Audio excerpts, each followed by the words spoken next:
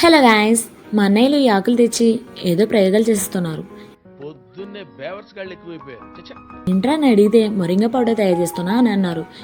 మంచిది. ఎందుకు మీరు ఇంత కష్టపడుతున్నారో ఆన్లైన్లో ఆర్డర్ పెట్టుకోవచ్చు కదా అని అన్నానంతే. మా అన్నయ్య ఫ్రీగా దొరుకుతుండే డబ్బులెట్ కొనుక్కోమంటావా, సిటీ వాళ్ళకంటే తప్పదు అని పెద్ద లెక్చర్ ఇచ్చాడులే. ఎక్కడ దొరికావురా స్వామి నువ్వు నాకు.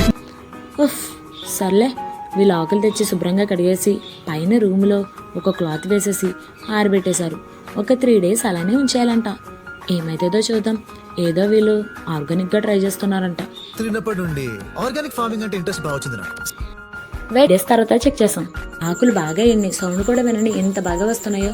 అన్నయ్యకైతే కంగారు అసలు ఆగడం లేదు. వీటిని వెంటనే గ్రైండ్ చేసి తాగేయాలని తెగ హడావుడు చేస్తున్నాడు. పాపం పిల్లోడు బంగారంలో ఉండేవాడు ఇలా అయిపోయాడని మా అమ్మ నేను తెగ ఏడిపించేస్తాను. రే అని ఎవరికైనా చూపించండి రా, వదిలేయకండి రా బాబు అని అలాగా కూర్చోబెట్టి. ఆ ఆకులను కాళ్లతో ఎండబెట్టేశాం. సో కాళ్లను ఆకులను సపరేట్ చేశాడు. నెక్స్ట్ గ్రైండ్ పెట్టేశాడు. యాక్చువల్గా ఆకులు గిన్నె నిండా వచ్చినాయి. మేమిద్దరం ఏం ఎక్స్పెక్ట్ చేసామంటే డబ్బా నిండా వచ్చేస్తుంది పౌడర్ అని ఎక్స్పెక్ట్ చేసాం. కానీ ఇక్కడ ఏం జరిగిందంటే కనీసం సగంలో సగం కూడా రాలేదు. నాకు ఏడుపు వస్తుందిరా. అమ్మో, అమ్మే వాళ్ళు ఏకంగా చట్నీ చేసి అమ్మేస్తున్నారని ఇద్దరు నవ్వుకున్నాం. మా వాడికి కంగారు ఆగదు కదా, పరగడినే తాగాలరా అంటే గ్యాస్ మీద వాటర్ పెట్టేసి ఒక స్పూన్ మొరింగా పౌడర్ కలిపేసుకుని తాగేశాడు.